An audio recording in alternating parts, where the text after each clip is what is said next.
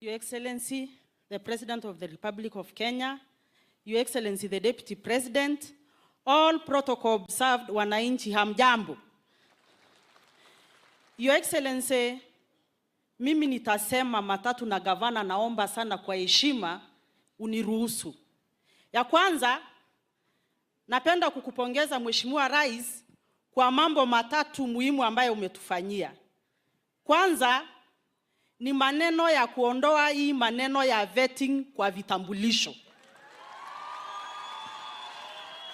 Your Excellency, najua ukiangalia statistics ya Laikipia North unashindwa kwani hatuzaangi.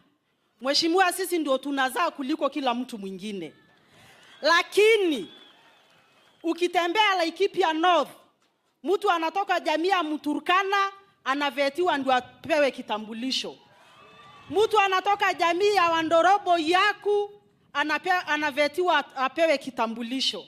Na Your Excellency, Yaku dunia mzima wako Mgogodo peke yake, na labda karibu 5 wako Nairobi na moja wako kwa ofisi yako.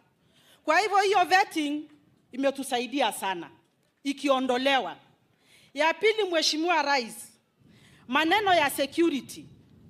Watu wa Association, watu wa Laikipia West, mnajua Mheshimiwa Rais alipochaguliwa kuna bunduki tulikuwa tumepewa ya NPR tukapokonywa, na alipoingia mara moja tukarudishiwa hiyo bunduki. Saa hii Association imenyamaza, Laikipia West imenyamaza, na nashukuru wazee na vijana wale wamekuwa mstari wa kwanza kushikilia amani. Lakini Mheshimiwa Rais, kuna kero kidogo pale Mgogodo East, na najua tumezungumza na wewe na tayari kuna mikakati imefanywa, but I only want to plead with you. Our bandits, they know no other language. They only know brutal force, and the government should face them with brutal force. Mheshimiwa Rais, shukrani yangu ya mwisho. Unajua watu wa Laikipia North hawajui. Ulipokuwa mbunge wa Eldoret North, you sacrificed a constituency ndio Laikipia North ipate constituency, na ambaye mimi leo ni mbunge wao. Asante sana. Mheshimiwa Rais, niko na maombi matatu. Ya kwanza, kuna mahali inaitwa XPND, mashamba tulipewa na hayati mzee Moi. Na kuna mashamba ya Muge ambayo tulipopewa mwaka wa 2000. Kulikuwa na vita mbaya hapa, baada ya vita ni kiangazi, wenyeji hawajaweza kulipa, imeaccrue arrears. Tunaomba tupewe waiver ya hiyo arrears. Tayari tumepata mabarua, tunataka kupokonywa hiyo ardhi. Mheshimiwa, tukipokonywa hiyo ardhi, labda sasa tuende mbinguni, hatuna pa kwenda. Mheshimiwa Rais, kuna barabara ya Doldol na Nyuki ambaye tumeimba miaka yetu yote, na najua kwa wakati wako tunakuomba hiyo barabara, na barabara ya Mahiga kwenda Olmoran, na barabara ya Ngeni ya Umande, na barabara ya Rumuruti na Nyuki. Kwa hivyo Mheshimiwa Rais, mimi ninataka kushukuru. Ukitufanyia hayo, tutashukua vitambulisho. Next time ukilaunch G16, hesabu Laikipia will be among the 9th one. Asanteni sana. Asanti. Mheshimiwa Dr. Ashira Karani, dakika moja. Your Excellency, the President of the Republic of Kenya, Commander-in-Chief, Dr. William Ruto, Naibu wa Rais, His Excellency Rigathi Gachagua, viongozi wengine wote na wananchi wa Rumuruti. Bwana Yesu asifiwe. Your Excellency, mimi nitakuwa mfupi wa maneno. Mimi pia kama Mheshimiwa Sara, wewe ni mwalimu wetu, umetufundisha mambo ni matatu. Mimi pia niko na mambo matatu. Your Excellency, ya kwanza ni mambo ya security. Mambo ya security, nichukue nafasi hii nikupongeze. Wakati serikali hii unatuongoza iliposhika ushukani, kuna mambo ulitufanyia ya kutupatia NPR 360, na tunakushukuru sana. Mpande wa security umepungua. Haijakuwa kamili 100%, lakini imepungua na tunakushukuru. 90% tumepata. Hiyo 10 imebaki, Your Excellency, tuongezee tu NPR wengine 250 kwa kaunti hii yetu, maneno ya security ikuwe sawa sawa. Ya pili, Your Excellency, ni mambo ile umekunja leo kufanya ya mambo ya wildlife conflict na compensation. Where Your Excellency, sisi kama viongozi hatulali. Kila siku tukikutana nao wananchi wanatuambia kunao waliweka fomu zao miaka 10 hawajalipwa. Leo umetuondolea hiyo maneno, hiyo shinda imekwisha, twakushukuru. Yangu katika constituency yangu ya mwisho, Your Excellency, wakati ulikuwa naibu wa rais na mimi nikawa mjumbe, barabara ya kutoka Sipiri kwenda Mohoteto na Karande ukatuwekea rami. Sasa tuliweka phase 1, phase 2 imebaki kutoka Mohoteto kupanda Kaiti kwenda Orojabet. Kwa hivyo tunakuomba Your Excellency utufanyie hiyo, ututimizie hiyo mambo matatu umetuambia, na tutakushukuru sana. Mimi hapa nitamkaribisha Mheshimiwa Mwangi Kionjore, mjumbe jirani yangu ya Laikipia East, anaye anene yake. Karibu mheshimiwa. Rais wa Jamhuri ya Kenya Dr. William Samoei Ruto, makamu wako na viongozi wote ambaye tuko siku ya leo, watu ya Muruti ya Mjabuni, yangu ni machache, kwa sababu wewe rais umekuwa rafiki yetu, umetembea Laikipia, hatuwezi lalamika, umetuasha. Na sio kutembea peke yake, unatembea Laikipia, kila wakati ukitembea Laikipia kuna ile unatuachia. Leo hii umetembea, hujawahi kuja hapa siasa tangu uchaguzi ukwishe. Ile yote umekuja kufanya ni project. Leo hii umeguza roho yetu kwamba hii sherehe ya leo ni ya Kenya mzima, lakini umeamua kuifanyia Rumuruti. Umeenda Lariak lakini ukaamua ni Rumuruti. Nyinyi watu ya Rumuruti pengine mnaona tu ni sherehe na imekuja hapa. Hii ni Kenya mzima inasikiza yale yanatendeka na kwamba ni Laikipia imefanyika. Shida yetu kubwa zaidi zilikuwa mbili. Ya kwanza ilikuwa ni usalama, insecurity, kuibiwa mali zetu, kuuliwa. Ile ingine ilikuwa ni wanyama wa pori. Leo hii watu ya Radiak na Laikipia hii west mzima na tena inaguza Laikipia North watalala vizuri, kwa sababu wako na hakikisho in the next 3-6 months hakuna mnyama atawasubua tena. Na kwa hivyo the vibration will be felt in the whole of Laikipia County. Sisi tunataka kushukuru kwa sababu tena lazima Wakenya wengine hawajui compensation ya mwisho ya ile serikali ilikuwa bereni ni 2018. Miaka 5 ilikwisha bila Wakenya kuwa compensated. Wakenya ambaye mali yao imeharibiwa, watu yao wameuliwa, wanyama wamekula mifugo yao, lakini for the first time, kwa sababu wewe unasikia kilio ya watu yako, kwa sababu ule mkulima ndiye hustler, umeanza program tena in your government. Last year and this year you are progressing very well. For the first time Kenyans are feeling that this government takes care of them. Nataka kukushukuru rais na uendelee mbele, kwa sababu vile umeanza sasa kupunguza muda wa compensation. Ndiye vile umepunguza bei ya mafuta. Ndio vile vile umepunguza bei ya unga. Ndio vile vile unaendelea kuteremsha bei dola katika nchi ya Kenya ili tufanye biashara zetu kwa ukarimu na kwa heshima na watu wapate mapato. Yangu ya mwisho, na lazima tuungane hii governor na serikali kuu. Tumefanya sasa spatial planning ya Rumuruti. Governor kubuka na serikali kuu. Tuko na squatters wengi sana hapa Rumuruti. Hawa Waturukana wengi wa Kikuyu ni squatters. Tunataka wahusishwe vizuri, ile mali itapatikana kidogo, tukubuke wale wenyeji ambao wako hapa. Na kubaliana na sala, kuna mashamba mingi hapa ndani ya Laikipia. Hawa watu waangaliwe, watu wa Laikipia, they must come first. Insecurity, tunakushukuru rais. Manake wakati umekuelezea ile inaelekea huko, pande za Edhi, pande za Graton, that is Laikipia East, umeamurisha iturie na ile tunangojea sasa ni MPR wachukue uongozi na jukwaa washikilie vizuri ili usalama uendelee. Tunataka kushukuru, ni mengi sana.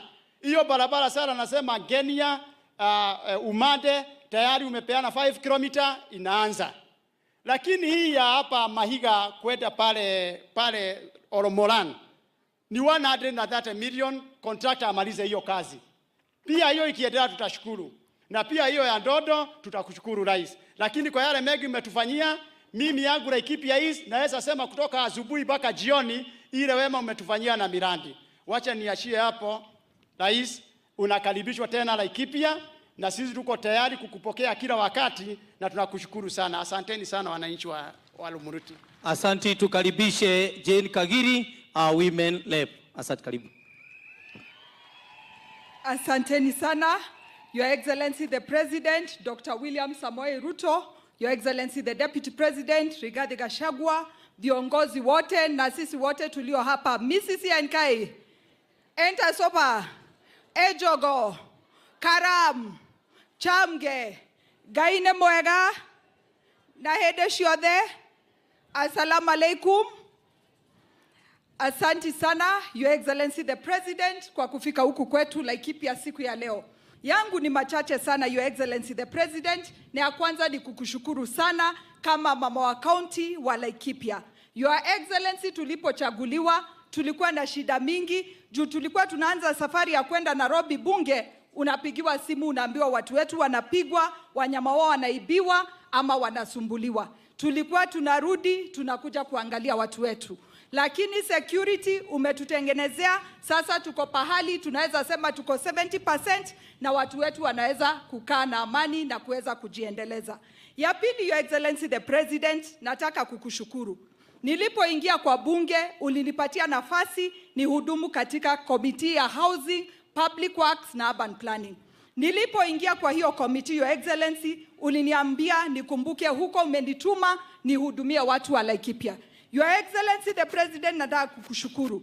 Juu siku ya leo nikisimama hapa, nyumba na nyuki zinajengwa, zile za Nyahururu zinafanyiwa design, huku Rumuruti tutapata nyumba, kule Posta nyumba zitajengwa, kule Lamuria nyumba zitajengwa, na hiyo ni kazi ambayo itaenda kwa vijana wetu ili waweze kujiendeleza. Upande wa soko, Your Excellency the President, na tafadhali usinitoe kwa hiyo committee uone nimechukua vitu mingi sana. Upande wa soko yetu ya Nanyuki inaanza kujengwa. Huku Nyahururu inaanza kujengwa. Kule Weomererie inaanza kujengwa. Huku Rumuruti itajengwa. Marmanet tunajengewa soko. Na pale Posta pia na Ilpolei tutapata soko zikijengwa. Hiyo, Your Excellency, nataka kukuambia asanti sana juu watu wetu watapata kazi na wataweza kujiendeleza. Your Excellency the President, nataka kushukuru. Juu tulikuwa tunapigiwa simu na watu wetu wakisumbuliwa na ndovu, watoto wakishindwa kwenda kwa shule, lakini leo hii umeanza kazi ya ile fence kujengwa na watu wetu watakuwa na usalama na chakula watakuza bila shida yoyote. Hiyo tunasema asanti sana, Your Excellency. Your Excellency the President, ukiangalia huku unaona watu wengi sana wako na ushanga. Mimi nataka kukushukuru. Juu nilipoingia kwa bunge nilipata Laikipia County haikuwa imeangaliwa kama zile county ambazo ziko na ushanga. Nilipokuambia ulisema mara moja Laikipia iongezwe katika county za ushanga, na leo hii wamama wetu wameanza kufunzwa na tutaendeleza hiyo biashara mpaka watu wetu wapate kusaidika. Hiyo pia, Your Excellency, nasema asanti sana. Your Excellency, pia ni kushukuru uliandika watoto wetu. Uliandika PS Sylvia na pia PS Mariro. Your Excellency, najua hii kazi ya leo inakuhakikishia watu wa Laikipia wanajua kufanya kazi. Your Excellency, tunakushukuru kwa kupatia watoto wetu kazi, lakini tunakuomba pia tuko na wengine hawana kazi. Tutakusukumia pia hao wapatie kazi na Laikipia haiwezi kukuangusha. Your Excellency, nimalizie kwa kusema sasa mimi ndio chairperson ya women reps wote wa nchi mzima. Nianze kwa kukushukuru. Asanteni sana. Nianze kwa kushukuru juu tulipochaguliwa tulikuja kwako tukakwambia utuongeze pesa. Mimi kama mama county wa Laikipia nilikuwa napata shilingi milioni 21 kwa mwaka mzima. Hiyo ni kusema constituency moja nilikuwa napata milioni 7. Saa hii umetuongeza, saa hii napata milioni 9 kwa constituency. Hiyo ni kusema niko na 27 million kwa mwaka moja.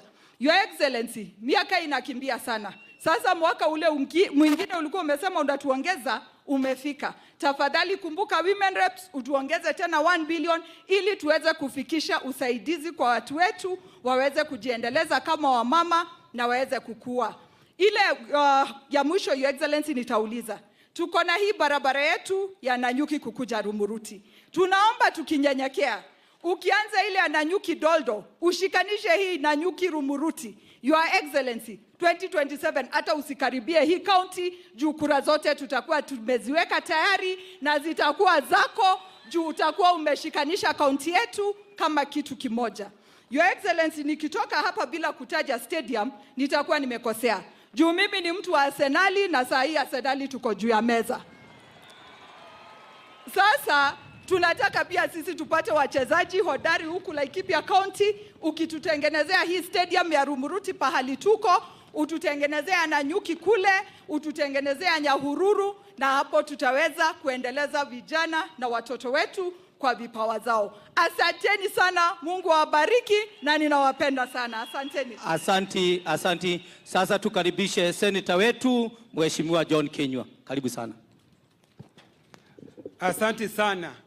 Mheshimiwa Rais wa Jamhuri ya Kenya, Mheshimiwa William Samoei Ruto, naibu wake Mheshimiwa Rigathi Gachagua, na nyinyi wote watu wa Rumuruti, watu wa Laikipia. Bwana Yesu asifiwe. Bwana Yesu asifiwe. Mimi siku ya leo Mheshimiwa Rais nataka kukushukuru kwa sababu wewe umefanya mambo mengi. Umetuletea askari wa NPR ambao shida yetu ya usalama iliyokuwa kubwa hapa Laikipia, Mheshimiwa Rais tunaendelea kukomesha. Mheshimiwa Rais, kile ambacho tungependa kuomba ni askari wa NPR vile wanavyoenda kuongezewa, Mheshimiwa Rais, wawache kwenda kwa mashamba ya wazungu, waweze kuja hapa kwetu, tuwe na wao, waweze kutusaidia Mheshimiwa Rais. Mheshimiwa Rais, kitu kingine ambacho ningependa kuuliza.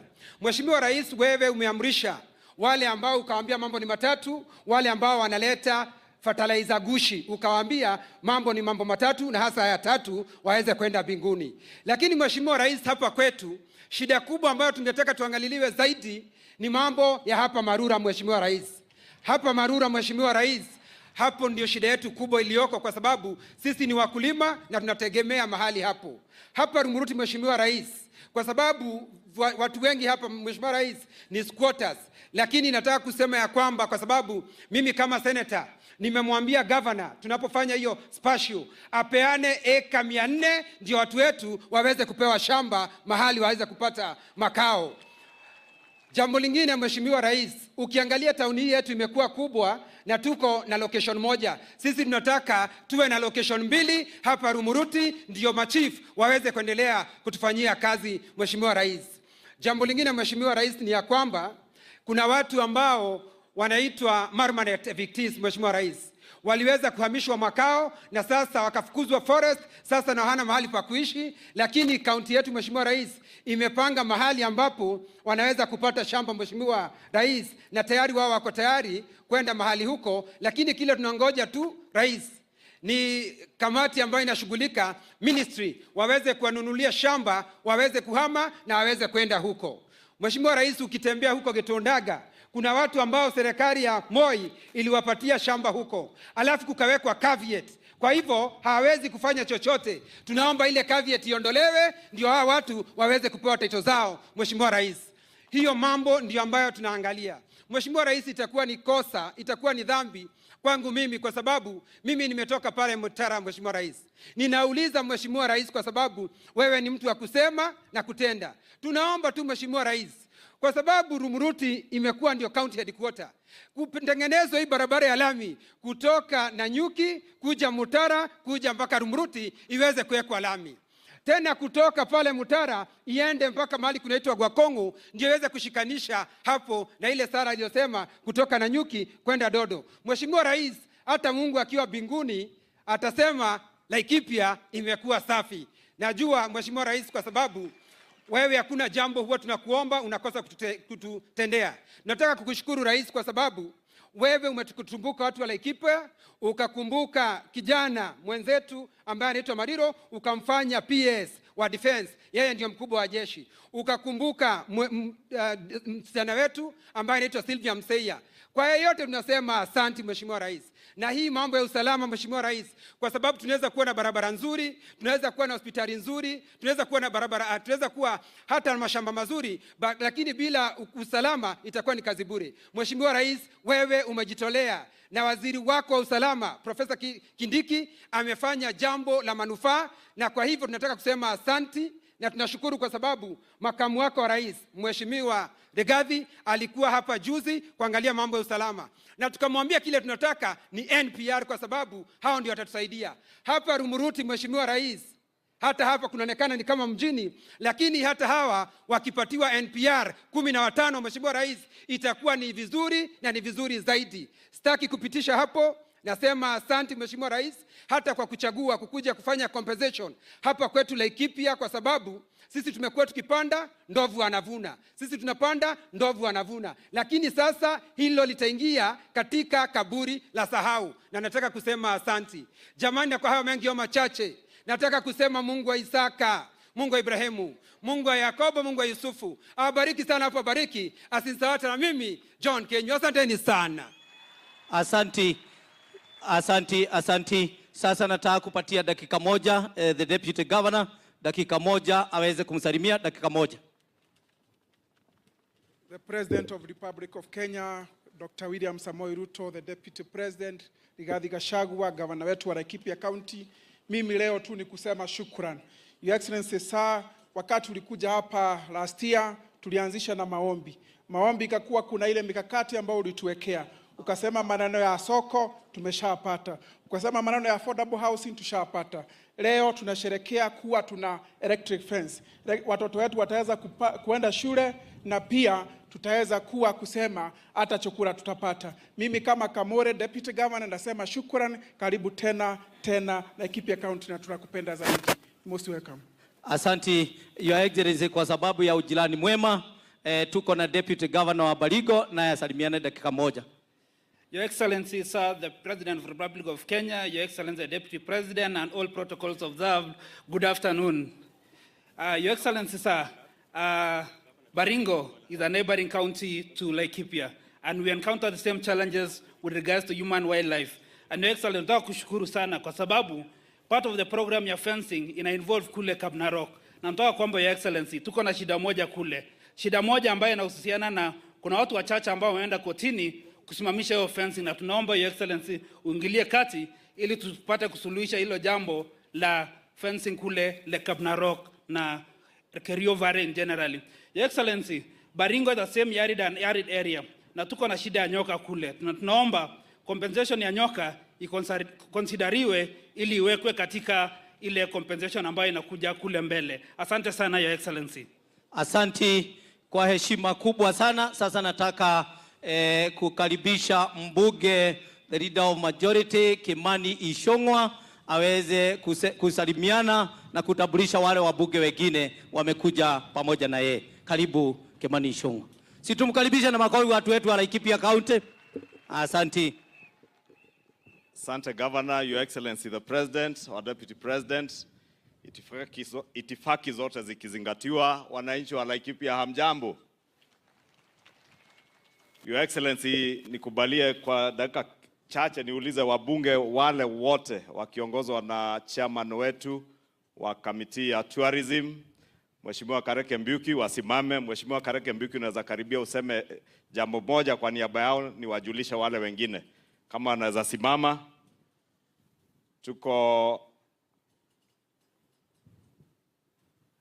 na Mheshimiwa Kanini Kega, mbunge wetu wa Iyala. Mheshimiwa Madhenge, tuko na Mheshimiwa Sloya, Mheshimiwa wetu wa Sabatia, Mheshimiwa Kiborek kutoka jirani hapa Baringo Mogotio, Mheshimiwa Roko kutoka Embu County, Mheshimiwa Jafeth Nyakundi kutoka County ya Kisii, Mheshimiwa John Bwire kutoka Taveta, Mheshimiwa Pauline Lenguris kutoka jirani Samburu, Mheshimiwa Meli Kailemia kutoka Meru, Mheshimiwa Peter Shake kutoka huko Pwani, Mwatate constituency, Mheshimiwa Innocent Mugabe kutoka Likuyani, Western Kenya. Nafikiri ni hayo, na tuko na chairman wetu wa kamiti ya tourism aseme kwa niaba ya hao. Wengi ya hao ni wanakamati wa kamati ya tourism. Asante sana our majority leader. His Excellency the President of the Republic of Kenya, Mheshimiwa William Samoei Ruto, His Excellency the Deputy President Rigathi Gachagua, all protocols observed, watu wetu wa Laikipia, Bwana Yesu asifiwe. Niseme siku ya leo ni siku ya furaha, kwa sababu tumeandamana na Mheshimiwa Rais akikuja kugundua hii program yetu ya human compensation kupitia kwa maneno ya wildlife. Your Excellency, tunataka kutoa shukrani tukiwa committee na tukiwa wanambunge, kwa sababu the last time compensation zilifanywa ilikuwa mwaka wa 2016-2017, na kutoka wakati huo saa hii wakati umeshukua ushukani ndio tunaona maneno ya compensation ikiwa fast tracked. Na hii scheme unakuja kutuletea Your Excellency saa itaweza kusaidia watu wetu na njia mingi, kwa sababu wananchi wanaumia. Lakini Your Excellency, sisi tukiwa wanambunge tunataka kuhakikishia tutaendelea kufanya kazi na serikali kuhakikisha the priority number one. Your Excellency, umesikia ile compensation amount inatakikana so far ni more than 7 billion. Emphasis ya serikali, Your Excellency, ni ingia katika maneno ya mitigation, na ndio umeanzisha pande ile kuweka ile ua, na ili wanyama wakae pande ile na watu wetu wakae pande nyingine ya nje. Your Excellency, ikiingia maneno ya kupatia wanyamapori maji, kwa sababu saa nyingine tunaona priority kubwa inakuwa kwa wanyamapori, wananchi ambao wako huku nje wanateseka. Kama ni mboa tunatengeneza, kama tunaweka water pande ile ya national park na game reserves, nao wananchi wapatiwe maji. Kama ni maneno ya compensation, tunahakikisha Your Excellency wananchi nao wanapata riziki yao in time. Your Excellency, nataka kukuhakikishia tukiwa mbunge tutaendelea kushirikiana pamoja na waziri na PS na the entire sector kuhakikisha hii, kwa sababu hii sector yetu Your Excellency, wakati umeinua hali ya uchumi ya nchi yetu, hii sector inaweza kugenerate a lot of revenue kupitia wa KWS, kupitia kwa various funds ambazo tuko nazo, so that going forward Your Excellency, hii sector itakuwa self sustaining. Kwa hivyo kwetu ni kutoa shukrani na kuhakikishia tutaendelea kufanya kazi pamoja so that wananchi wetu aweze kufaidika. Lastly, Your Excellency, kwa sababu tunajua KWS inalifanya recruitment ya rangers in all the 47 counties. Hii Laikipia county ni ile county moja ambayo imeumia sana maneno ya human wildlife conflict. Wakati county zingine zinapewa rangers, tuhakikishe counties ambazo zimeathirika zaidi kama Laikipia wanapata ile inaitwa affirmative action. Wale wengine labda wakipata 10, Laikipia, Meru, pande ile nyingine Taita Taveta waongezewe kidogo, kwa sababu hao ndio wanapata madhara kubwa hii maneno ya compensation. Kwa hivyo kwa machache na mengi, Your Excellency, count on our total support as we deliver your vision to the people of Kenya. Asante sana. Asante, tumpigie Mheshimiwa Kareke makofi. Huyo ndiye chairman wetu wa kamati ya utalii na kulinda wanyamapori. Your Excellency the President, mimi sitakuwa na mengi ila kukushukuru wewe na serikali yako sababu ya hafla hii ambayo inazindua malipo ya compensation na mambo ya mitigation ya human wildlife conflict. And Your Excellency, you remember when we visited this county before the elections of 2022 during the economic forum for Laikipia County. Amongst the issues that were of key concern to the people of Laikipia was a question of human wildlife conflict and the huge potential that lay in our conservancies in this county, and also the vast land that we have, the potential that was there in this county for agricultural production, right from food for consumption and for export, especially on horticulture. And Your Excellency, I thank you ya kuwa wakati huu yale mambo ambayo tuliongea na wananchi wa Laikipia na tukayaweka kwa manifesto ya Kenya Kwanza, hayakuwa tu ni mambo ya kuongea na mambo ya kuandika tu kwa manifesto kama kijitabu cha kusoma, ya kuwa yale mambo ambayo uliwaahidi wananchi wa Laikipia, mambo ya human wildlife conflict, compensation, mambo ya mitigation kama hiyo ya kuweka ua, kuhakikisha ya kuwa wanyama pori hawaingii kwa mashamba ya wananchi, ni mambo ambayo unatimiza na yanaonekana. Ya kuwa sasa, kutoka sasa, sio tu mambo ya kuwalipa watu ambao wameumizwa na wanyama wa pori, lakini pia kuhakikisha ya kuwa wanyama wa pori hawaharibu maisha na mali ya wananchi, hasa wakulima ambao wanalima. Na ukahakikisha ya kuwa rais, mambo ya chakula ambayo hawa wananchi wa Laikipia wanakuza inapata soko, na umetuambia vizuri wakati tumetoka pande ile nyingine ya Mohatetu ya kuwa hapa umehakikisha ya kuwa Laikipia West kuna soko 4 ambazo utajenga to make sure wananchi wakikuza chakula ambayo imelindwa kutoka kwa kuharibiwa na wanyama pori inapata soko, na wananchi wanaweka pesa kwa mfuko vile tuliwaahidi kufanya campaign. Kwa hivyo rais, taki niseme mengi sababu wewe ulituambia kazi ni kazi, pesa mfukoni, na sasa tumeanza kuona hayo yakitendeka, na ukiweka mikakati ya kuhakikisha ya kuwa pesa zimerudi mikononi mwa wananchi. Tukushukuru na tukuambie kutoka bunge tutashirikiana na serikali na wizara kuhakikisha ya kuwa fedha ambazo zitatengwa kufanya hii kazi ya mitigation na ya compensation zitatumika vile zinavyofaa kutumika. We shall offer that meaningful oversight from Parliament to ensure that all monies allocated for these purposes are deployed exactly to the benefit of the people of Laikipia and Kenya at large. Asante na Mungu awabariki. Asanti na ruhusa yako rais wetu. Kuna magavana wawili wenzetu na itakuwa baya sana nikikosa kuwapatia kama gavana wa hii eneo. Tuko na gavana wa kutoka kule Taita Taveta, nitampatia dakika 1, na gavana wetu wa kule Samburu naye nitampatia dakika 1. Karibu sana gavana Taita Taveta.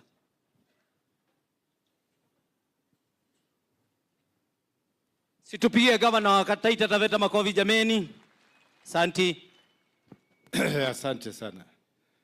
Rais wa Jamhuri ya Kenya, naibu wa rais wa Jamhuri ya Kenya, na itifaki zote zikizingatiwa, na msalimu. Mungu ni mwema kila wakati. Mungu ni mwema. Mheshimiwa Rais, yangu ni machache na nitaongea kwa mfumo wa risasi, yani in bullet form. Mwanzo kabisa, leo hii umetwanga ndege 2 na jio 1 kufungua lile ua la Lariak Forest Wildlife Electric Fence. Mheshimiwa Rais, ni jambo kubwa sana kwa yale majimbo ambayo yako karibu na mbuga pori. Mheshimiwa Rais, vile vile masuala ya compensation, hilo ni jambo kwa kweli litasaidia sana kuondoa umaskini. Vile gavana wa Laikipia alikuwa anasema watu wanapanda lakini wanyama mbuga pori ndio huvuna. Si mahindi, hata simba hupenda sana ng'ombe, fisi naye hupenda sana mbuzi. So Mheshimiwa Rais, hii compensation, sisi kama majimbo ambao tuko karibu na mbuga pori tumekushukuru sana. Ndio maana nimetembea hizo kilomita zote kuanzia Taita kuja hapa. Lakini rafiki yangu gavana Laikipia hata nakuonea wivu. Umepatiwa mayai mengi sana na rais, na tumshukuru rais kwa hilo. Maana najua mkivuna hapa kesho kutwa ni wengine watavuna. Mheshimiwa Rais, langu tu labda pengine nisisahau ni kuhusu ile mbuga pori ya Savo West na Savo East. Na kuomba wasukume lile jopo ambapo lilikuwa ligawanye ile revenue, nusu serikali kuu na nusu ije kule kwa jimbo la Taita na Taveta. Mheshimiwa Rais, ukitusukumia hilo, nafikiri mimi ni mweupe sana lakini nitakuwa mweupe zaidi. So kwa hayo Sitaki kuchukua muda mrefu, najua uko na shughuli nyingi, na asante sana. Asante, tupigie gavana Taita makofi mazuri jameni. Asante. Sasa nataka tukaribishe jirani yetu, jirani tunapenda, mheshimiwa kutoka gavana kutoka Samburu. Tumpigie makofi jameni. Asante. Your Excellency the President of Kenya, Your Excellency the Deputy President, all protocols observed.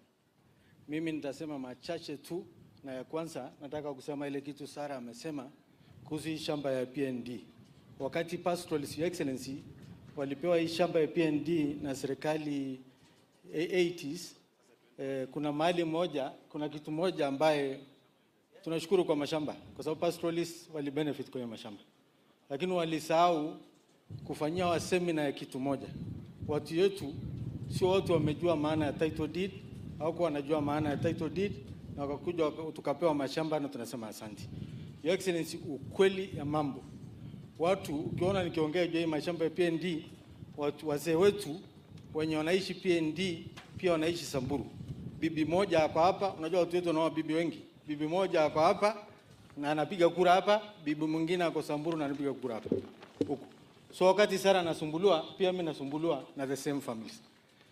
Kama Moi angefanyia watu wetu seminar kusema kuna kitu inaitwa land rate, hatungekuwa tunaombana hapa leo, kwa sababu sisi ni watu tunatii sheria na sisi watu tunapenda kulipa ushuru. Lakini Your Excellency, the truth is hatukuambiwa, tumeishi for years.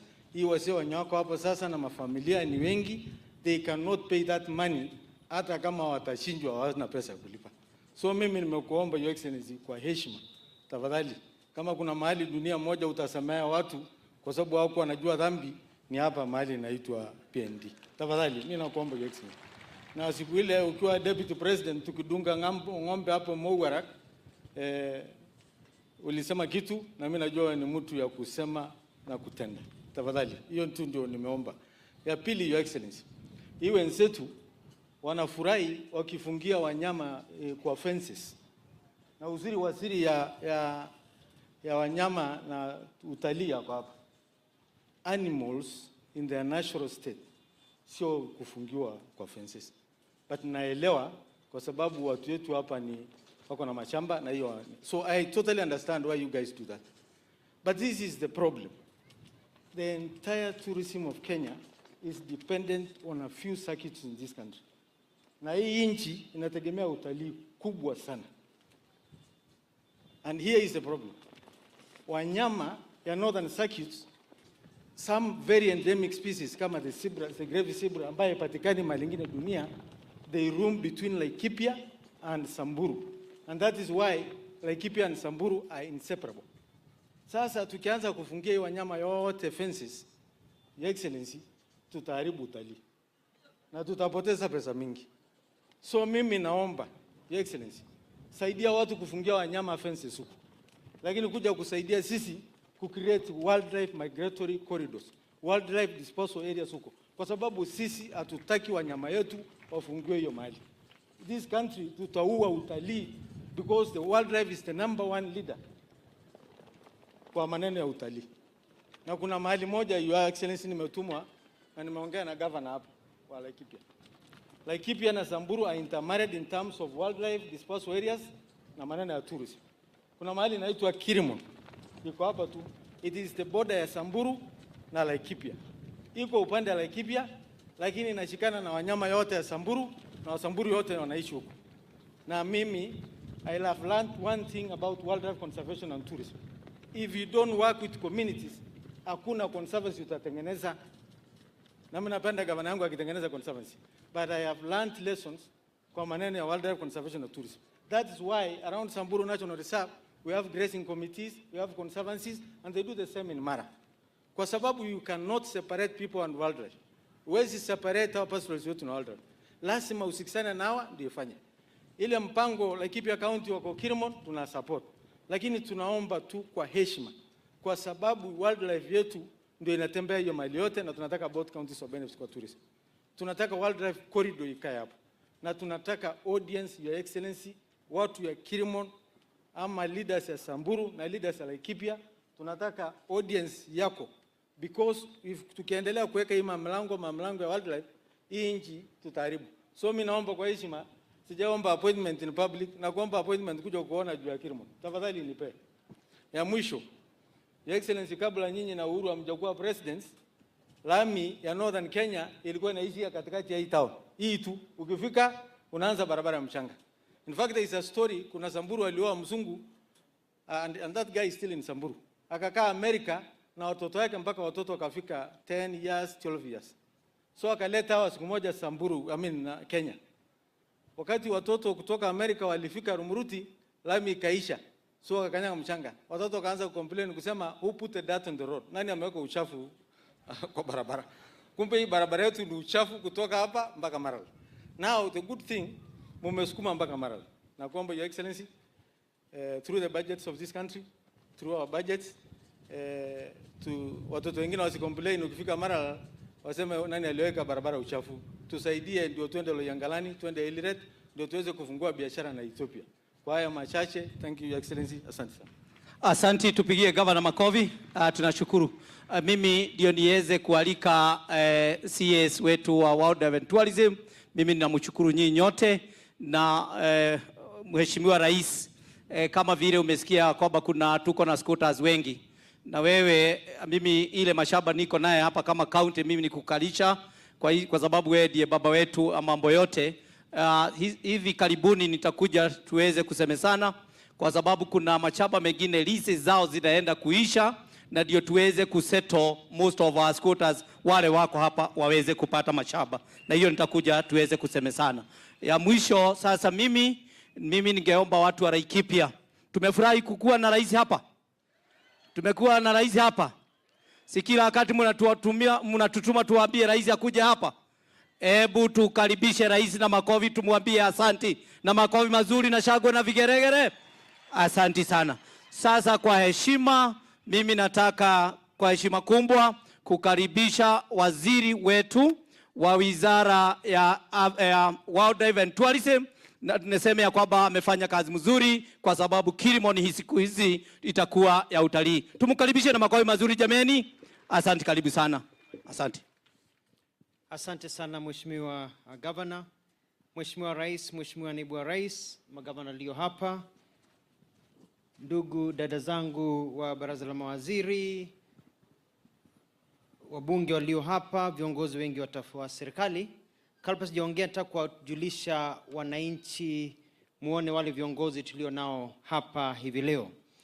Tuko na waziri wa mambo ya mazingira, Mheshimiwa Soipan Tuya, akisimama hizi muweze kumuona. Yuko hapa waziri wa mambo ya mazingira. Tuko pia na waziri mtoto wenyu wa mambo ya biashara, Rebecca Miano, yuko hapa.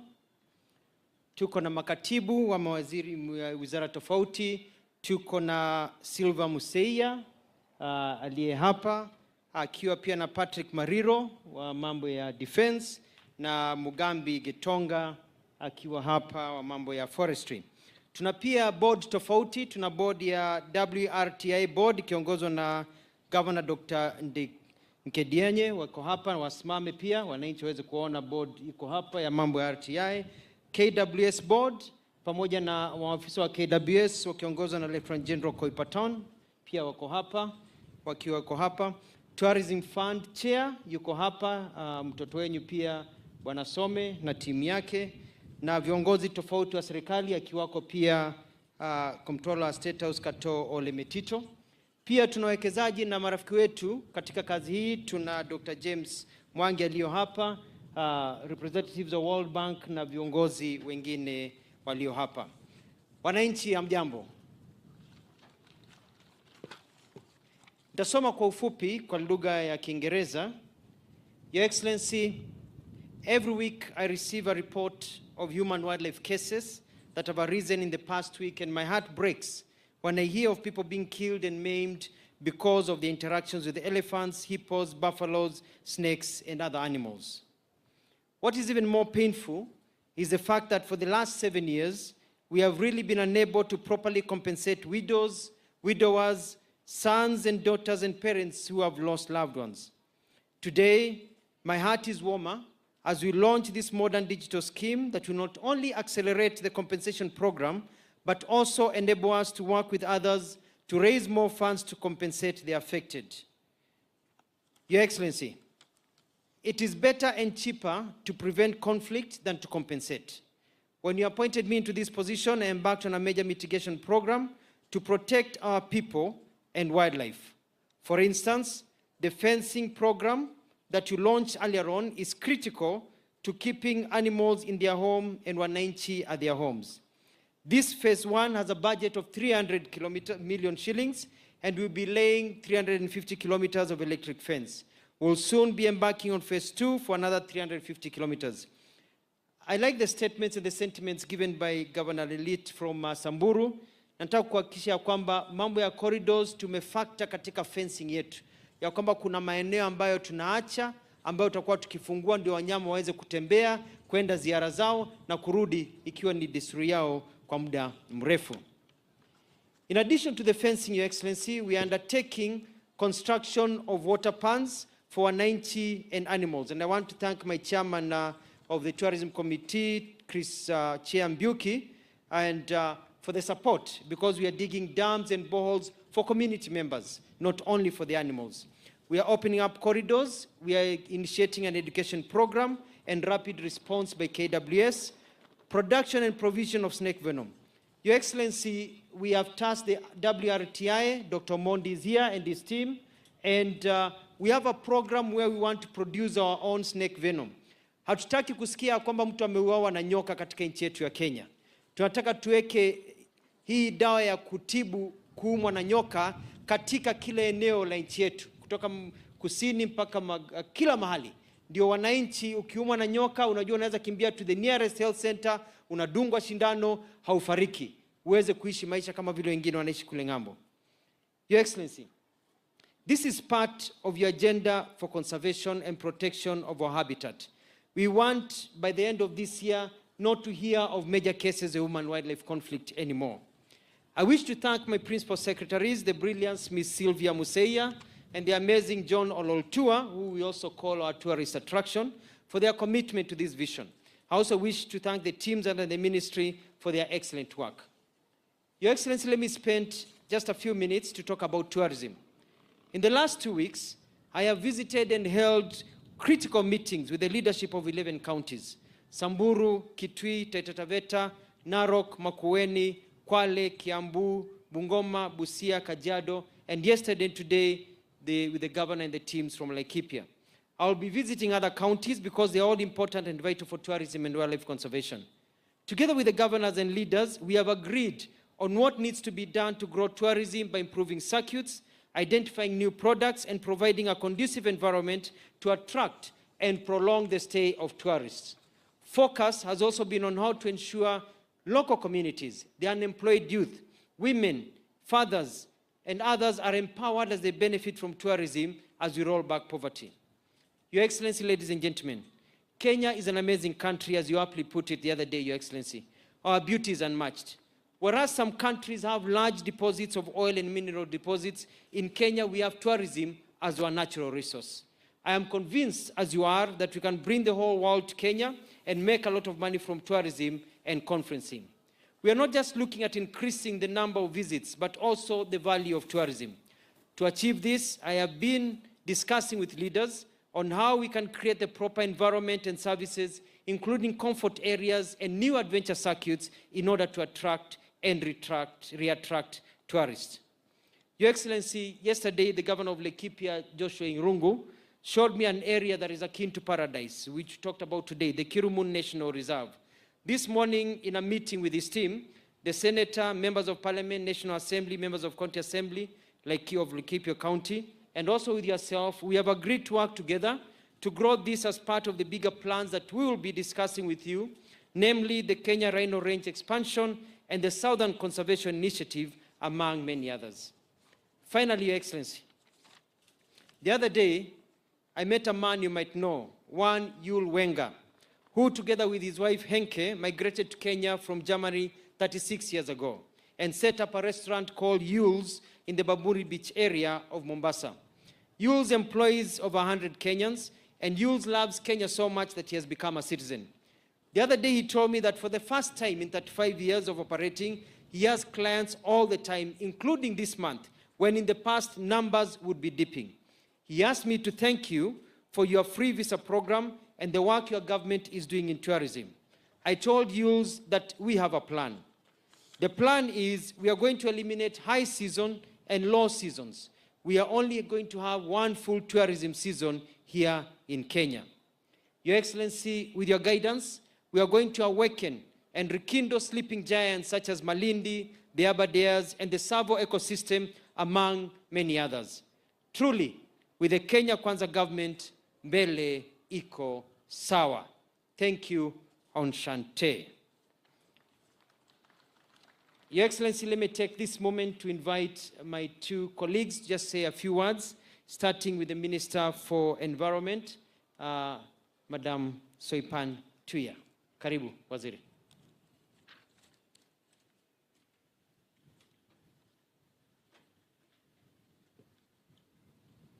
Asante sana Mheshimiwa Waziri, na nitaanza kwa kukupongeza kwa kazi nzuri ambayo umefanya siku ya leo kwa wizara yako ya kuzindua fidia kwa wale waathiriwa wa human wildlife conflict, na pia kwa kuzindua muundo mpya wa kuweza kufanya hiyo fidia itimike kwa haraka.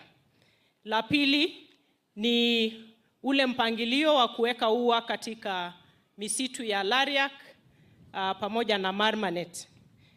Your Excellency, kwa mpangilio wa Mheshimiwa Mutua, kuweka ua anaona kwa upande wa preventing human wildlife conflict.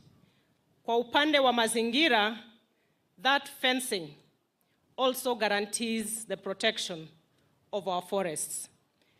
Kwa mwelekeo wako Mheshimiwa Rais, tuna mpangilio wa kukumbana ama kupambana na janga ama majanga yanayotokana na climate change ama ile crisis ya climate change. Na moja yazo is to ensure restoration of our degraded ecosystems. Na ningependa kusema siku ya leo, sababu ya a lot of heightened instances or cases of human wildlife conflict inatokana kwa sababu za climate change. Kwa sababu tunapoharibu mazingira yetu, misitu, tunaharibu ile natural habitat ya wanyama. Na tumeona some instances where elephants get out, go to people's homesteads, hata kujaribu kunywa maji kutoka kwa water tanks in homesteads. Na ni kwa sababu tumeharibu mazingira yao, ile natural ambaye Mungu aliwatengenezea. Ningetaka kuwasihi wananchi tuungane pamoja katika ule mwito wa Mheshimiwa Rais ya kuhakikisha tunapunguza ama tunaangamiza kabisa zile illegalities ambazo ziko kwa misitu yetu. Tuko na rangers wa kutosha wakati huu kwa sababu tulifanya employment last year, na Mheshimiwa Rais, I'm happy to report that the many cases of illegalities within our forests have gone down because of that. The other reason is because we are very keen on ensuring a good relationship between the Kenya Forest Service and the communities.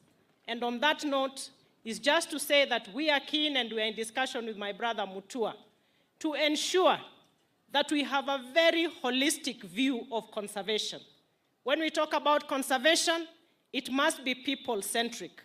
If we talk about conservation, bila kuangazia mambo ya livelihoods ya wananchi, we will not succeed. It will not be sustainable. Na ni kuwasihi pia washikadau wetu, private sector, our development partners, let us put our efforts together to make sure that our conservation efforts, hata ile ya upanzi wa miti, isiwe ni kupanda miti pekee, but it has to have an angle of poverty reduction and responding to the food security needs of the people, responding to the water scarcity needs of the people, and that way it becomes sustainable. Mheshimiwa Rais, katika mpangilio wetu wa 15 billion, we have set targets for everybody. For Laikipia County, for example, our tree cover stands at 11.2%. our forest cover stands at 9.8%, and with calculations on the available spaces for conservation and tree growing, from wetlands to forests to urban green spaces, we have set a target for 370 million trees to be grown within this county in the next 10 years, and it requires a very collaborative effort. Siku ya leo waziri ameweka ua katika pale Lariak. We will step in collaboration with KWS, Kenya Forest Service, the National Government Administration, to ensure the highly degraded Lariak. We plant enough trees, and we have the technology of doing aerial seeding, now using drones in partnership with various partners who have expressed interest to make sure that as we deal with the human-wildlife conflict, the streams of water within Lariak Forest will begin to flow once again.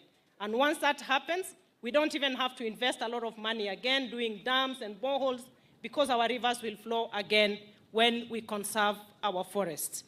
Kwa hayo machache, nitawachia hapo nikiwasihi wananchi tupande miti, na kila mmoja wetu akiweza kupanda hata kwa kiwango cha chini kabisa. Upande miti 30 kwa mwaka mzima. Na tuko wa Kenya karibu milioni 50. Tutakuwa tumetimiza ile lengo ya 15 billion trees. Na tutapunguza janga la ukame, tutapunguza mambo ya mafuriko, na tuweze kuhakikisha kuna chakula cha kutosha. Na kwa sababu sasa tumeweka mipangilio, hatutataka watu kuingia kwa misitu tena. Hata ile grazing, kwa sababu wengine wanaingia kufanya grazing, instead of grazing, wanaenda kufanya uhalifu mwingine. Wengine wanasema ni mambo ya pelis, lakini wanaingia pale na tractors. Itabidi tushirikiane na washikadau. We can no longer depend on our forests at the current rates of 70% for wood fuel. And Your Excellency, you know that with our clean cooking strategy, which we recently passed in Parliament, we are passed in Cabinet, and it will go through Parliament at some point, Your Excellency.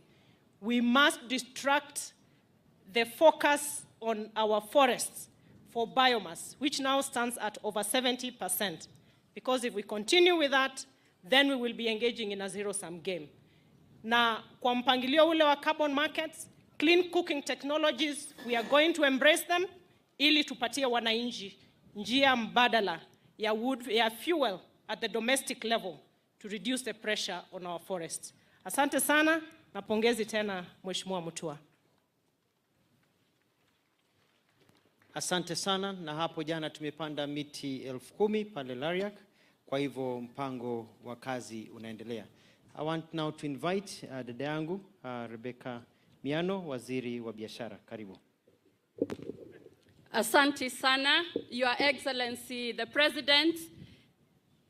Kama waziri wa wekezaji, biashara na viwanda, nimefurahi sana leo kwa sababu mradi huu wa kuwalipa walioathiriwa na wanyamapori utainua biashara eneo hili na pia Kenya kwa jumla. Hapa Laikipia kunajulikana sana kwa utalii, ukulima na greenhouse farming na ranching, na kwa hivyo jukumu letu kama wizara ni kutekeleza viwanda. And Your Excellency, with your support, we have seen industrialization taking shape. Just this Monday, you inaugurated one of the biggest factories to manufacture clinker that will be used for cement. And we want to thank you for that and many others. As a ministry, we want to accelerate the industrial spaces, EPZA, special economic zones, and even the KIPES. Na Your Excellency, nikiwa hapa leo nitaenda kuangalia ule mradi wa KIPES hapa Laikipia, kwa sababu kwa siku zijazo katika magazeti tutatangaza wale ambao watakuwa na interest ya kuja kuwekeza biashara katika hizo counties. In terms of exports, Your Excellency, we are glad we have been able to look for markets. We have signed EPA with the EU. We have finished the SEPA with the United Arab Emirates. We have discussions with America.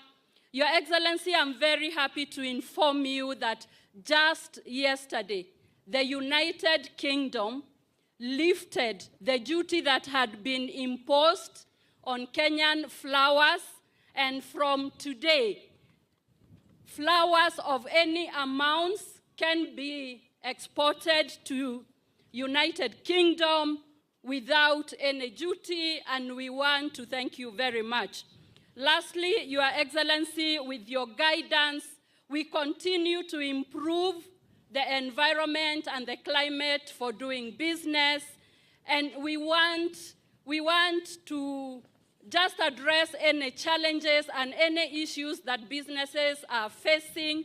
I'm happy to inform you that on Monday, we are inaugurating the Karibu Business Support Center, where we shall listen and address to all business challenges so that we can be able to have more businesses operating with ease. Thank you very much, and God bless you. Asante sana wananchi. Kumalizia nataka kuambia kwamba ile ua tumeweka the fence sio ya kawaida, iko na dhitima. Kwa hivyo nawaomba kwa tafadhali, mkiona fence iko na mmezoea kupita tu naona ni fence, usifikiri ni kama ile ya kawaida. Ukiiguza inaweza kukupeleka pabaya. Hiyo fence ndovu anaogopa. Ndovu akiguza hiyo fence kidogo anaanguka chini, anatapika, hata anakufa. Kwa hivyo imagine, fikiria kama mtoto ama mzee ama yoyote akiguza kidogo anaumia. Kwa hivyo ukiona hiyo huwa tumeweka, wanyama wanaiogopa, wanakaa pande yao kwa sababu ni dhitima, ni stima na ni mbaya sana. Kwa hivyo tujikinge kabisa, tuambie watoto waachane naye, wasiguze, wasicheze karibu, waache izuie wanyama wakae kwao. It is now my pleasure kumwalika the Deputy President, Mheshimiwa Rigathi Gachagua, kuja kuongea na kumwalika Mheshimiwa Rais. Karibu.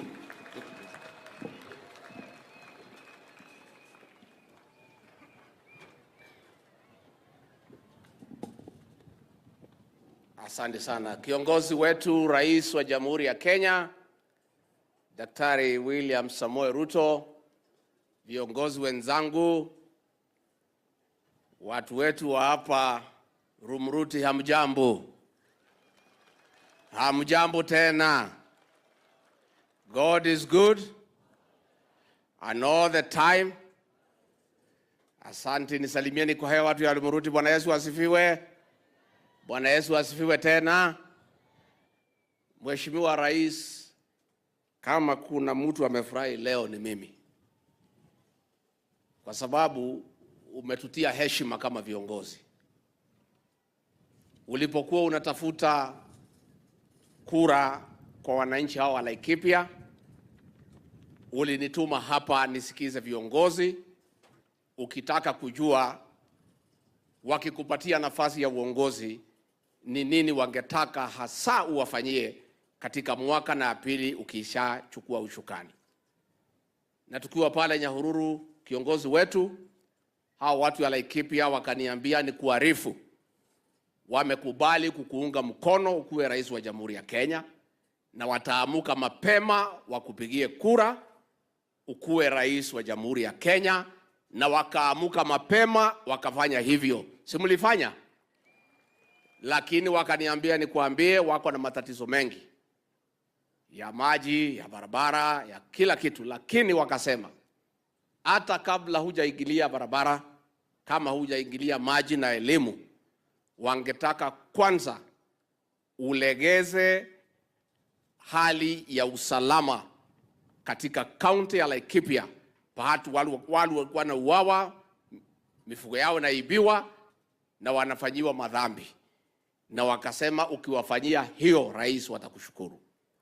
Na within 1.5 years, Your Excellency, I'm happy to report the way the leaders have said here, because I was here 4 weeks ago, ya kwamba hali ya usalama imedumishwa na wananchi wanafanya mambo yao bila wasiwasi, na ile kidogo imebaki, rais, najua utapata nafasi kutangaza yale hatua umechukua kama rais wetu, ndio tufikishe ile 100%. Ya pili, Mheshimiwa Rais, walinituma na nikakuarifu ya kwamba wamezumbuliwa na wanyama ya pori, hasa ndovu ya kuvuna pahali haijapanda. Na Mheshimiwa Governor wa Samburu, hao wanyama lazima tuwafungie. Ama wewe utafute lugha uongee na hawa kama unaelewana, wasiingie kwa mashamba yao watu.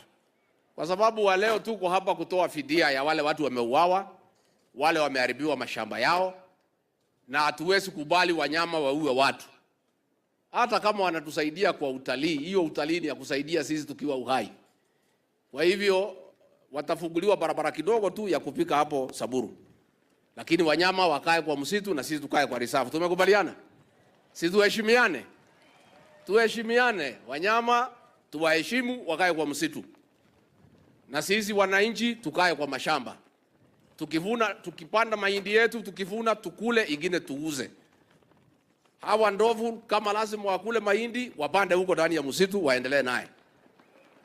Na kwa hivyo hii imekuwa ni shida kubwa. Na kwa hivyo Mheshimiwa Rais, sisi kama wale tunakusaidia kwa kazi na tukiwa wadogo wako, tunajivunia uongozi wako ya kusema na kutenda.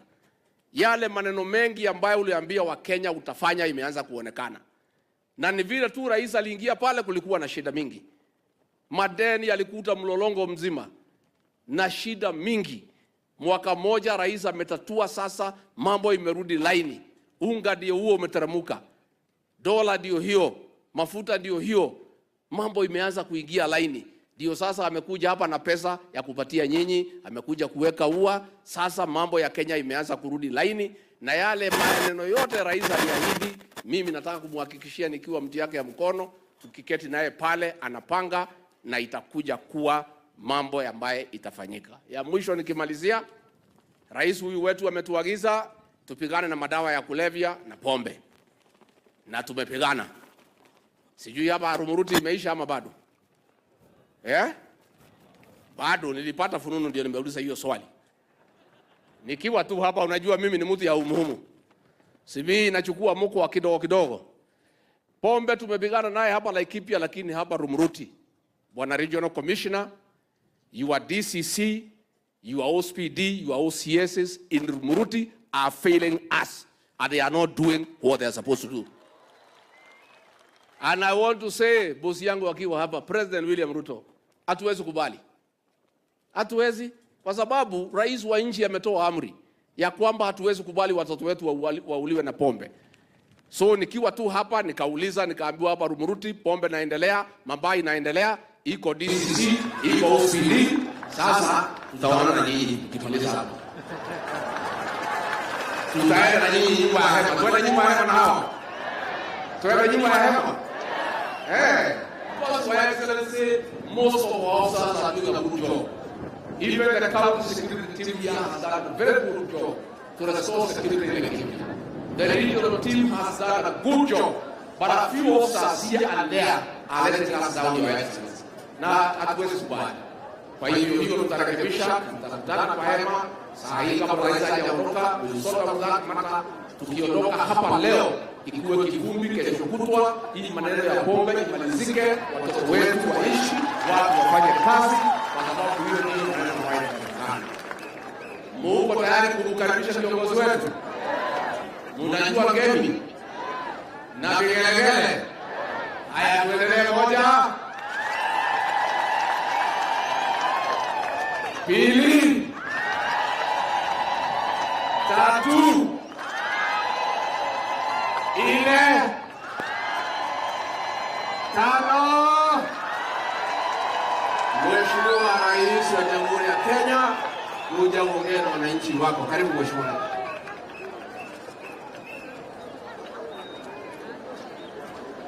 Asanteni sana. Tafadhali tunaweza kuketi chini watu wa Laikipia. Viongozi wote wenzangu, watu wa Laikipia, hamjambo. Umuruti hamjambo. Bwana Yesu asifiwe. Hebu mnisalimie hewani hivyo. Bwana Yesu asifiwe. Kwanza mimi nataka nichukue nafasi hii kwa sababu nimekuja hapa Laikipia. Hii ni mara yangu ya 3 baada ya uchaguzi. Wacha nirudie tena nikiwa hapa Rumuruti kwa watu wa Laikipia. Tulikuja tukaomba kura zenu mkatupatia kwa niaba yangu na timu yetu hapa, kutoka MCA, wabunge wenu, gavana wenu, senator, women rep, deputy wangu na mimi, tunasema asante sana kwenu kwa kura zenu. Watu wa Laikipia mmenisikia? Narudia kusema asante sana. Tulikubaliana na nyinyi watu wa Laikipia wakati tulisimama hapa kwa roundabout. Tukakubaliana ya kwamba baada ya uchaguzi kazi ndio itaendelea. Na tulikubaliana kitendawili haitaanza. Ni kweli ama si kweli? Na kwa sababu tulikubaliana kazi ndio itaendelea, mimi nawashukuru sana kwa sababu rekodi tuko nayo ni kwamba kazi ya wananchi katika kaunti yetu ya Laikipia inapiga hatua ya kwenda mbele. Tulikubaliana kwanza ya kwamba kila mtoto wa Kenya apate nafasi ya kusoma.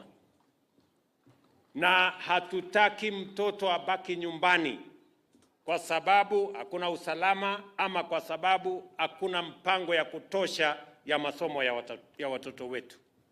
Na ndio sababu mwaka uliopita tumeweka pesa nyingi zaidi katika mpango wa elimu ya watoto wa Kenya.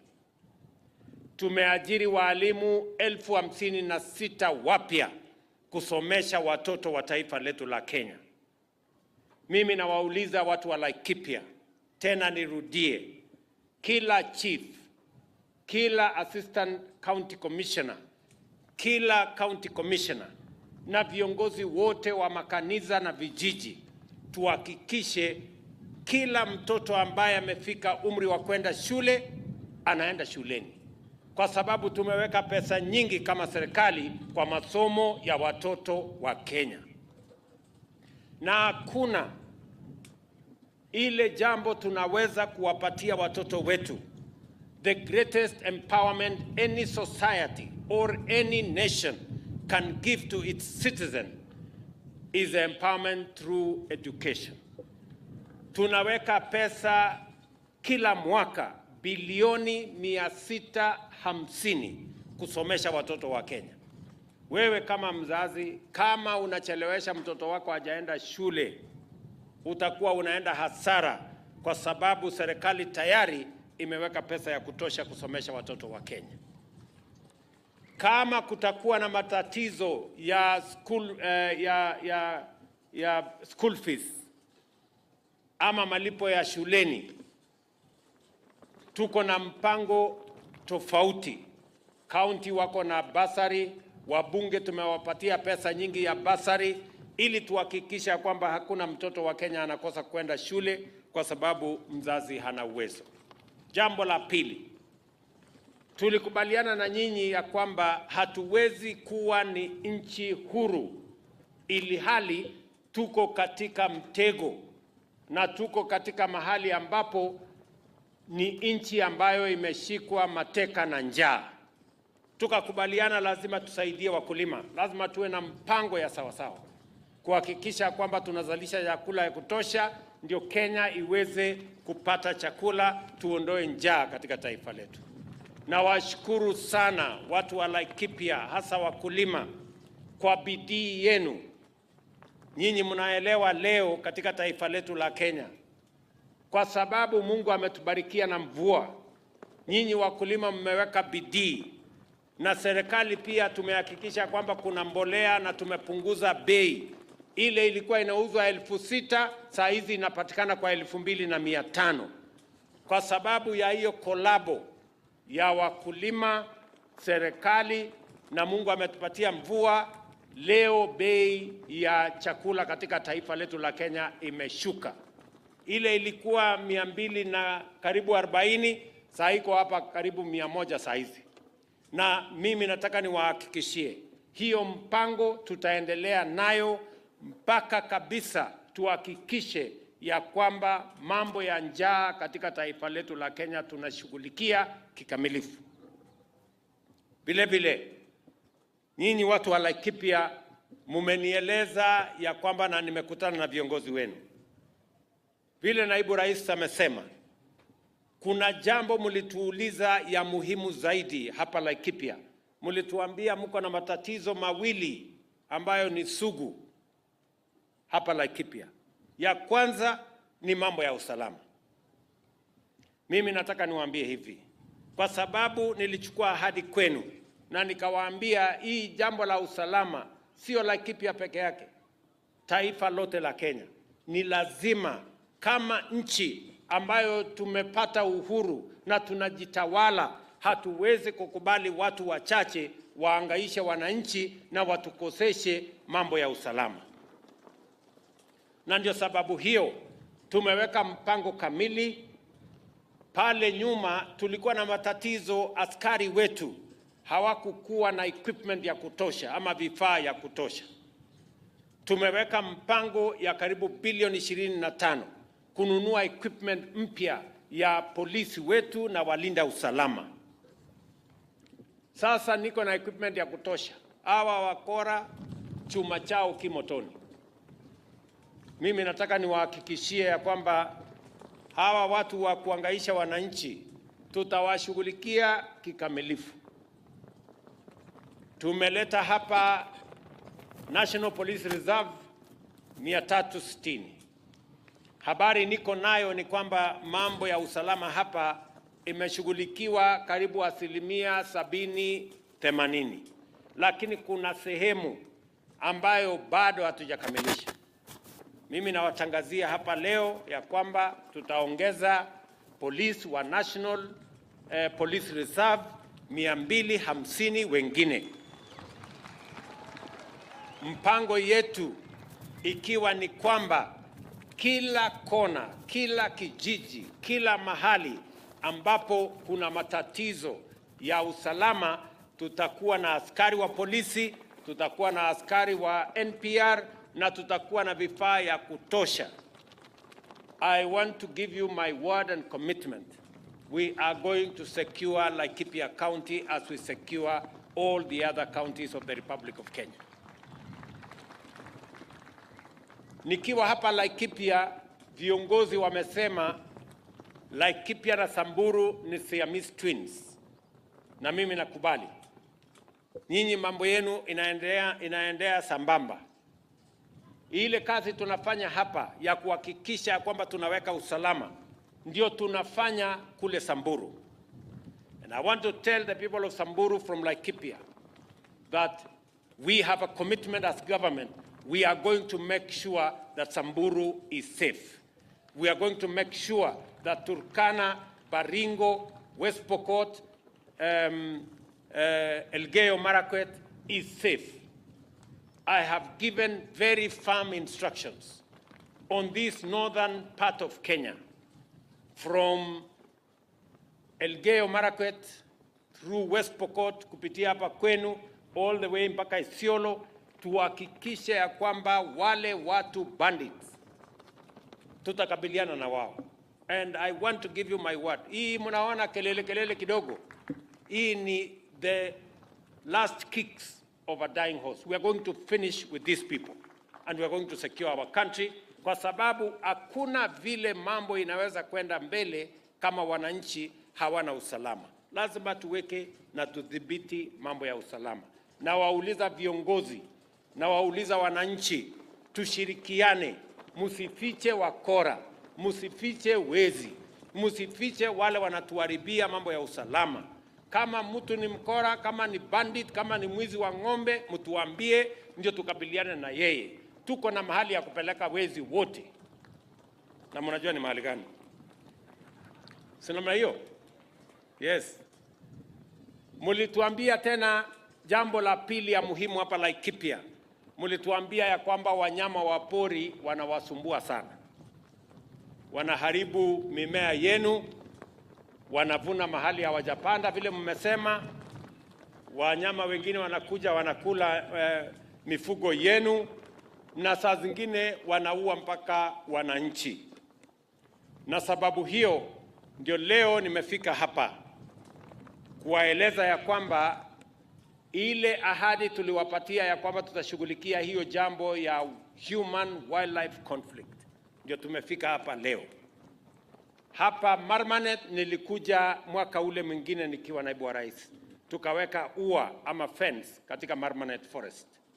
Leo tumekujia zile mizitu ambayo imebakia. Hapa kwenu tutajenga kilomita 100 mpya ya ua ya stima ambayo itazuia hawa wanyama wakae porini na nyinyi muendelee na kilimo na maisha yenu.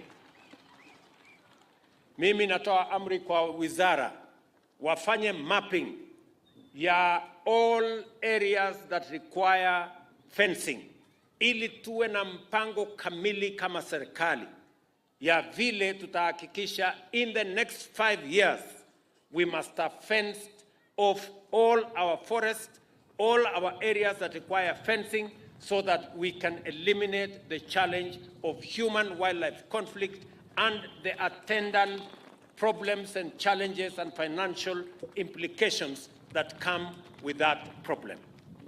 So Mutua na team yako, mutupatie hesabu ya kilomita ngapi ya fence inatakikana, pesa ngapi inatakikana, ndio tupange vile tutahakikisha kwamba hii problem tunaiondoa kwa kikamilifu na isirudi tena ikaangaisha wananchi wa taifa letu la Kenya. So watu wa Laikipia, mimi nataka muelewe na mjue ya kwamba tumeweka hiyo mpango kamili vizuri, na mimi nataka muelewe ya kwamba tutashirikiana pamoja na nyinyi katika kuhakikisha kwamba hiyo kazi yote inasonga mbele. Hapa vile vile ndio tumefika na mambo ya compensation. Kuanzia 2018 karibu miaka 7 hatujapata nafasi ama serikali haijatoa pesa ya compensation. Last year tulitoa milioni 900. Leo nimefika hapa katika hiyo mpango ya wananchi wengine ambao tutawalipa kuanzia leo shilingi milioni 960. Mimi nataka niwatangazie hivi ya kwamba kama tunataka kuhakikisha kwamba wananchi wanajumuishwa na wanajumuika katika kuhakikisha ya kwamba wanyama wanaishi na sisi zote tunaishi kwa pamoja, ni lazima wananchi wawe katikati ya mpango, ndio wananchi wawe beneficiaries wa kwanza kwa mambo ya wanyama wa pori. Na ndio sababu hiyo we must be definite and intentional on making sure that the whole conservation idea and concept has people, citizens at the core and at the center of any meaningful, sustainable conservation agenda, plan, and effort.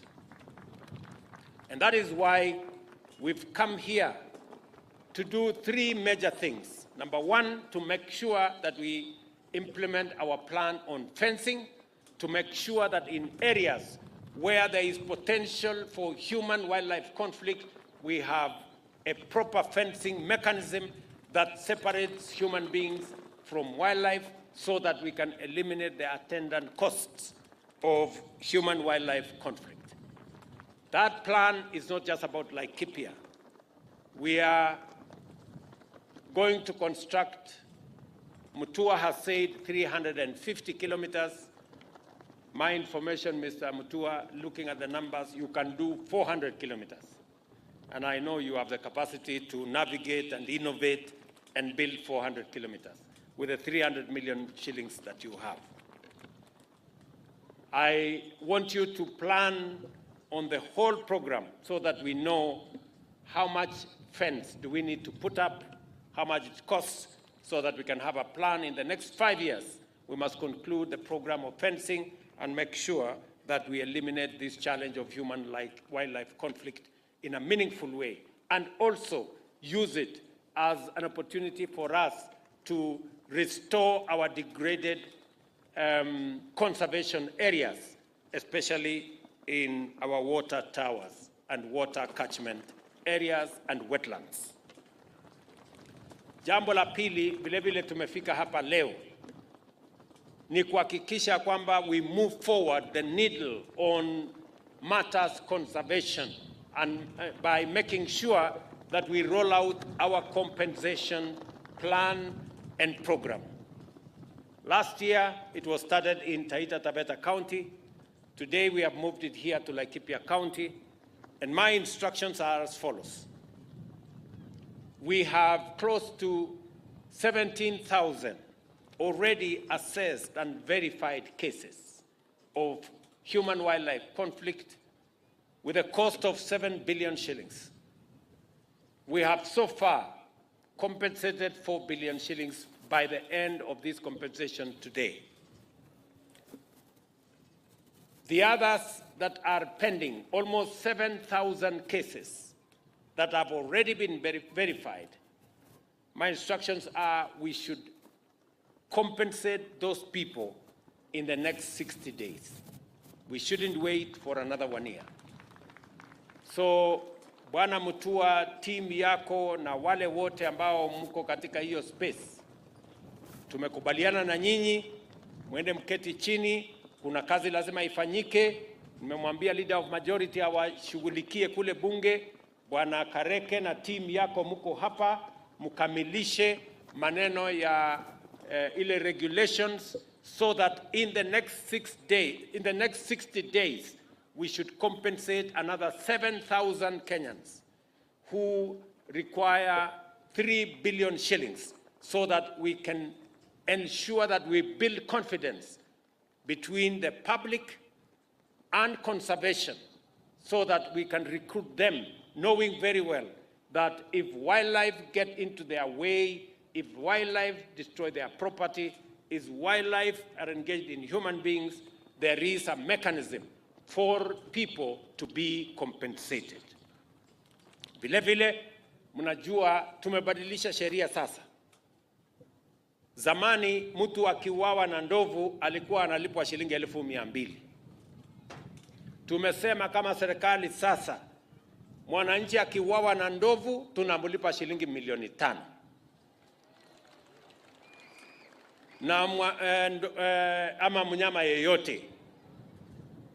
Na pale mbele hapo katikati, mwananchi akiumizwa na ndovu tumeweka graduation. Ingine watalipwa 300,000, ingine 2,000,000, kama amekuumiza zaidi tunapigisha 4,000,000. Bora hujasafiri kwenda ile safari ya mbele ya kwenda mbali. Bora bado huko area tunakushughulikia. Sema hiyo. Na vile vile mambo ya snake bites na yale mengine, so tunapangana pamoja na nyinyi. Vile vile tumekubaliana ya kwamba vile nimesema hapa, ndani ya siku 60 wale wote ambao wamefanyiwa assessment na wamefanyiwa verification, watu karibu 7,000, tutawalipa pesa yenu ya fidia ndani ya siku 60. Ndio tuhakikishe ya kwamba tunaweka uhusiano mzuri kati ya wananchi na mbuga zetu za wanyama wa pori na wanyama wa pori wenyewe. Vile vile, mimi nataka tukubaliane vile tutasonga mbele pamoja. Hapa tena tunaanzisha mpango mpya. Niliwaambia mambo tumekujia hapa ni matatu. Sio yale nilisema mbeleni mengine hapa ya conservation. Ya kwanza ni mambo ya fencing. Na sio fence tunaweka hapa Laikipia peke yake. Tunaweka katika at least 6 of the counties that contribute the most in this challenge of human-wildlife conflict. So, jambo la pili tumekujia mambo ya compensation. Jambo la tatu tumekuja hapa ni kuanzisha mpango mpya. Kawaida mwananchi akipata matatizo ili apate fidia. Safari ya kupata fidia inakuwa safari ngumu sana, hata inashinda ile safari ya kwenda mbinguni. Unaenda kwa chief, unaenda kwa huyu, unatafuta warden, unaenda kwa wengine hapo, unarudi nyuma. Sasa tumehamasisha ili mwananchi akipata matatizo, sasa tutakuwa na mtandao ya kureport incident na kuhakikisha kwamba tunarahisisha mwananchi alipwe fidia kwa muda mfupi. Mtu hawezi kuwa ameumizwa na ndovu alafu anangojea miaka 5, miaka 10 ati ndiye apate pesa yake. Tunataka hii kazi ifanyike haraka, ndani ya miezi chache. Mtu ambaye wamepata hasara, kama ni wanyama, kama umepoteza wanyama, wakulima, umepoteza mifugo yako, ama umepoteza mimea yako, ama mwananchi ameumizwa, iwe ni kazi ambayo inafanywa kwa hali ya haraka. So tutashirikiana, and that is the program we are also launching here. Sasa tutakuwa na vijana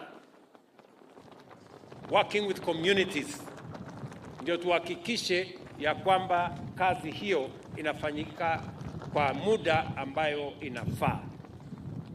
Vile vile, ili kuhakikisha ya kwamba wanyama tuko na askari wa kutosha, kuhakikisha kwamba wanyama wetu wanakaa pale kwenye mbuga zetu na sehemu ya misitu. Vile vile tumeweka mpango kuanzia Jumatatu tunaajiri game rangers ama askari wa wanyama 1,500 wapya. Na amri yangu ni kwamba zile counties ambazo ziko na shida hii ya mbuga za wanyama kama vile Laikipia wapatiwe affirmative action, wawe na vijana wengi zaidi kuliko zile counties zingine,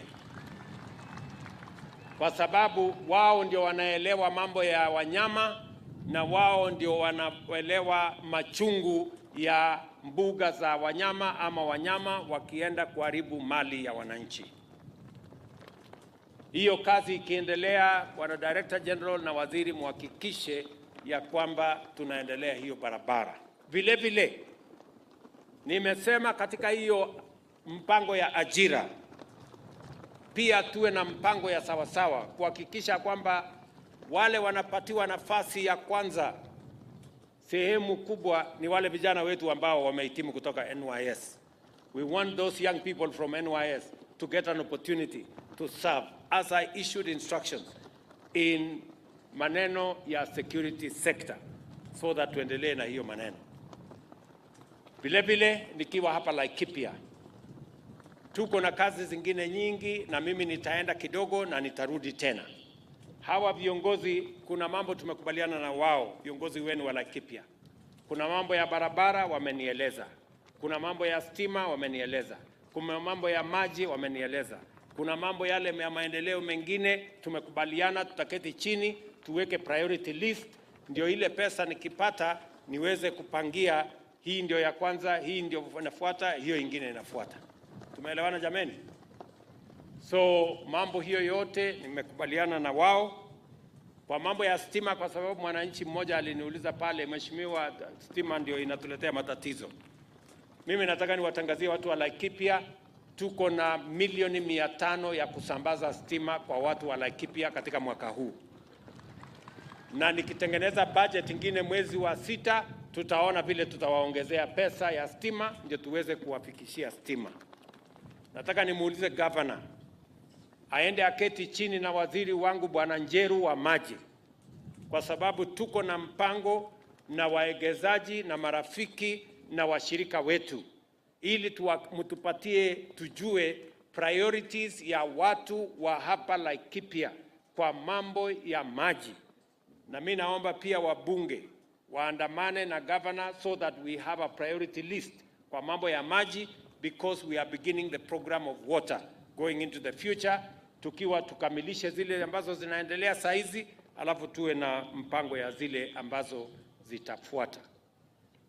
Vile vile nikiwa hapa Rumuruti, mimi nataka niwapongeze watu wa Laikipia. Tulikubaliana ya kwamba county headquarters itakuja hapa Rumuruti, si ni kweli? Mimi nampongeza governor na county wamekuja hapa Rumuruti. Mumesema ya kwamba mnataka ofisi ya county commissioner pia ikuje hapa. Hiyo nitashughulikia. Ndio county commissioner akuje hapa na ofisi ya serikali iwe hapa. Mimi najua ya kwamba hii town sasa ya Rumuruti itaendelea na kuelekea kuwa city. Si namna hiyo? Kwa sababu county headquarters iko hapa. Kwa hivyo kama serikali katika ile program yetu ya housing, mkisoma katika gazeti ya leo, tumetangaza tutajenga nyumba 1000 hapa Rumuruti. Hiyo kandarasi tumetangaza leo.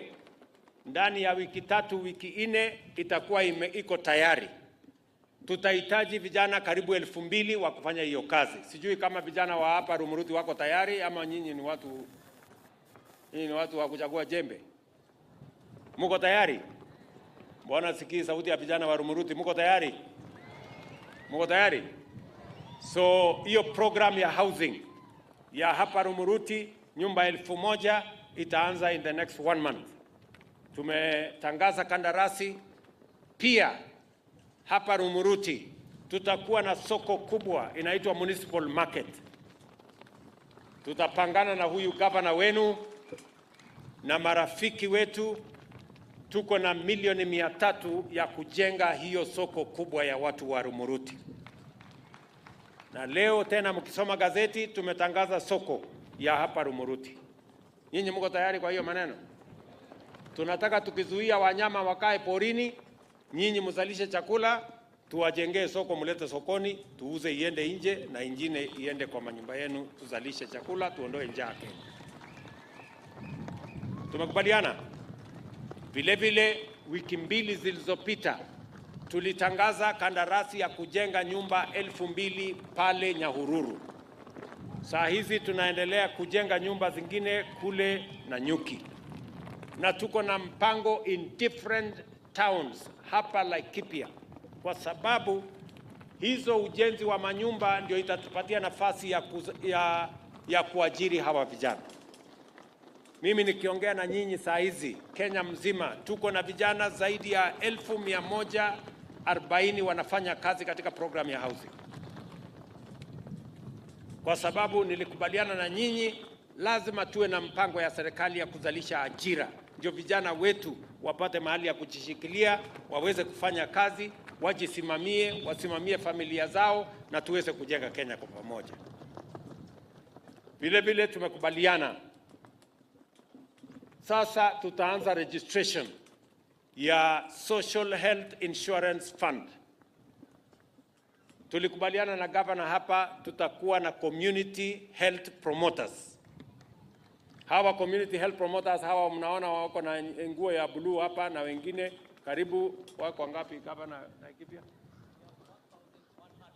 1100 hawa community health promoters. Na tutaanza kulipa hawa pesa zao na watushughulikie kila kijiji. Tunataka tuwe na community health promoter ambaye atashughulikia mambo ya afya ya wananchi. Watatupatia habari matatizo ni gani, magonjwa ni gani, hospitali gani iko na shida, dispensary gani iko na shida, health center gani inahitaji nini. Ndio tuhakikishe ya kwamba mwananchi apate huduma ya matibabu. Vile vile mnajua sasa tumebadilisha sheria. Na sheria mpya tutaanza kufanya registration ya wananchi. Mimi nawauliza wananchi, hiyo program ikianza muwe mstari ya mbele, kwa sababu hiyo program ndio itahakikisha ya kwamba hakuna Mkenya tena atauza mali yake ama auze ng'ombe ama auze shamba ati aende alipe bili ya hospitali. Mambo ya hospitali itashughulikiwa na mpango ya serikali tukienda mbele. It is a commitment we made to the people of Kenya. It is a commitment we intend to keep. And that is how we are going to move the country forward. So, wananchi wa Laikipia, mimi nimefurahi sana kufika hapa siku ya leo. Nataka nipongeze all the people involved in this space. Nilikuwa na taarifa hapa ya kusoma. Lakini nimefurahi ya kwamba mambo yale mengine yote nimeyasema na nafikiri tumekubaliana ya kwamba tutasonga mbele tukiwa pamoja. I want to emphasize that as an administration, our plan is to ensure that conservation is sustainable. And for it to be sustainable, it must be a partnership between government, the people, private sector, conservation agencies, and all of us must work together and put the people at the center of our plan to make sure that whatever benefits accrue, the people must be in the sharing formula. We must make sure that the people are central to our compensation plan so that the people can see the benefit of working with conservation to ensure that it is sustainable and it is beneficial to both conservators, but most importantly, to the people themselves. So tutashirikiana hivyo, tutafanya kazi hivyo kwa pamoja, na mimi nataka niwahakikishie watu wa Laikipia, hii safari tunatembea kwa pamoja. So mimi sitaenda muda mrefu sana, nitarudi tena hapa Laikipia. Mimi nawatakia heri. Na mimi nafurahi sana watu wa Laikipia, nyinyi ni watu wa maana kwa sababu mnaishi pamoja kama ndugu moja. Laikipia hapa tuko na jamii nyingi, na hawa jamii wote wanaishi kama ndugu moja, watu wa taifa moja, taifa la Kenya. Na mimi nataka niwahakikishie serikali ya Kenya itasimama kidete na nyinyi, ihakikisha kwamba haki ya watu wa Laikipia inapatikana, watoto wenu wanasoma, mnafanya biashara, mnazalisha kilimo, tunajenga uchumi, ndio Kenya iweze kusonga mbele tukiwa pamoja. So asanteni sana watu wa Laikipia, ninawapenda sana, nawatakia heri, Mungu awabariki. Thank you very much. God bless you.